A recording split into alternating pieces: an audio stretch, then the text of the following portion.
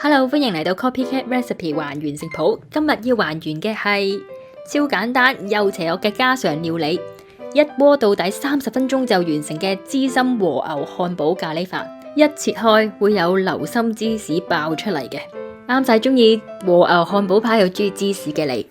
靈感來源係嚟自呢間日本超人氣嘅 Coco 一番屋咖喱飯嘅。今次用嘅材料好簡單，喺英國超市都買到噶。好，事不宜遲，開始煮啦。咁首先咧要處理呢個材料啦，我哋咧準備呢個蔬菜嘅部分先，就係一個薯仔啦，去皮啦，然之後切粒嘅。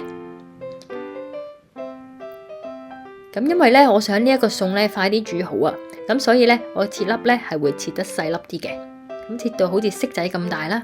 好啦，第二個咧就係呢個紅蘿蔔啦，一條紅蘿蔔啦，然之後一樣都係要去皮啦。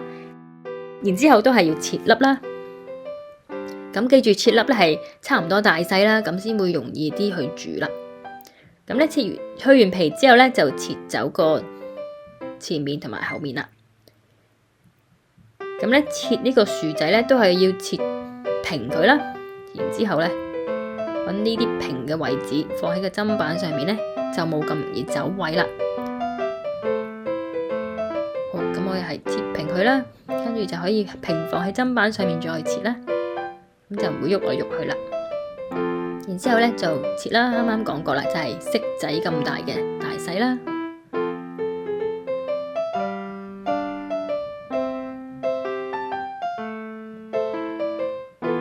咁紅蘿蔔都一樣啦。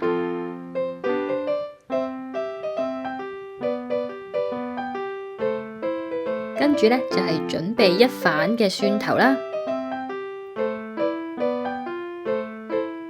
拍扁去皮，然之後咧就切碎啦。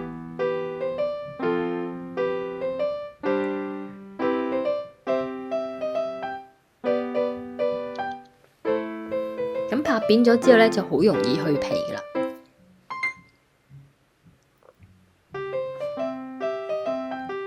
咁跟住咧就係2粒嘅蘑菇啦，然之後都係切片嘅。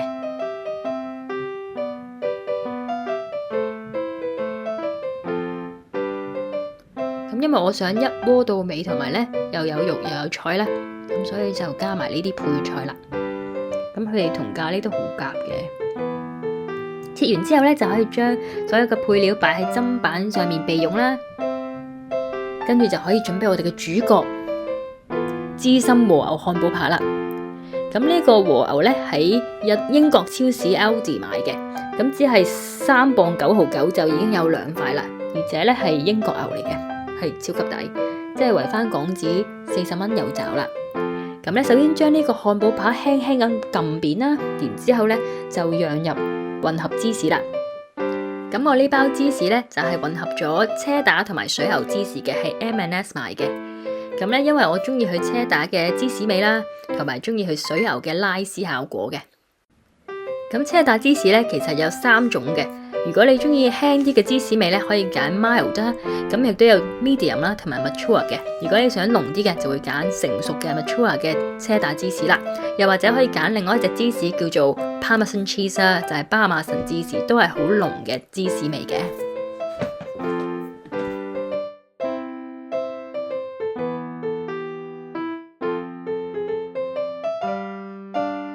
好啦，咁跟住就可以煮咯喎。熱鑊啦，落油啦，然之後咧就將呢個漢堡扒兩面煎到金黃。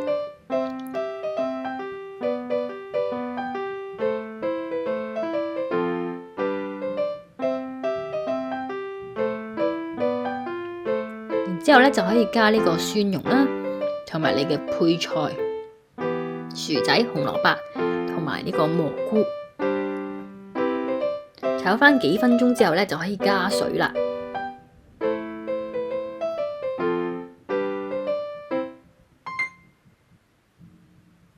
加少少水啦，跟住用細火、中細火去煮啦。咁呢個和牛扒咧，其實都幾厚嘅，都需要啲時間先至可以煮熟嘅。好啦，差唔多咧就可以準備你碗飯啦。擺喺個碗入面，然之後咧我就倒扣喺個碟上面啦。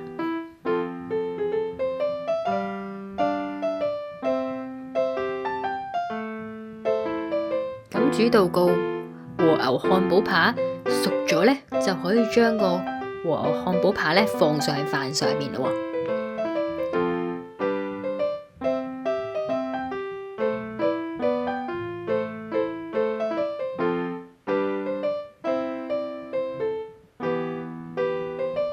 就係咁樣放上去啦。咁跟住咧，再加多少少水啦。就繼續煮你嘅蔬菜，令到佢變腍啦。咁咧你可以試下嘅，揾個筷子吉入去你嘅蔬菜咧最厚肉嗰個蔬菜度，然之後咧睇下佢嘅軟硬度你中唔中意啦，係咪適中啦？咁如果你覺得 OK 咧，就可以加入你嘅咖喱磚啦。咁呢個一塊嘅日式咖喱磚都係一樣喺超市英國超市就買到噶啦。咁我就成塊放咗落去啦，咁就需要啲時間先可以攪溶啦。咁我建議咧，預先可以切細塊啲，將個咖喱磚切細塊，然之後咧就會快啲溶啦。咁將個醬煮濃稠咧就完成噶啦。咁你見我咧有將嗰個煲咧攞起少少去睇下，究竟嗰啲咖喱磚係咪全部溶晒啦？嗱，咁完成咗之後咧就可以上碟噶啦喎。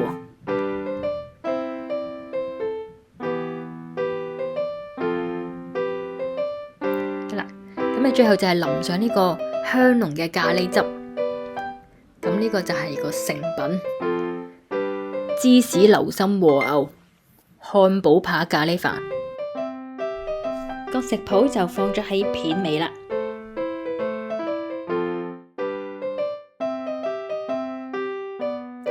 呢個一鍋到底，30分鐘之內就完成有肉有菜有咖喱有芝士嘅菜式，希望你會鍾意啊！如果你鍾意今次嘅還原食譜，記住訂閱 Copycat Recipe 還原食譜呢個頻道，點讚分享俾你朋友一齊煮，留言話俾我知你會唔會試下整啊！多謝收睇，我哋下條片再見，拜拜。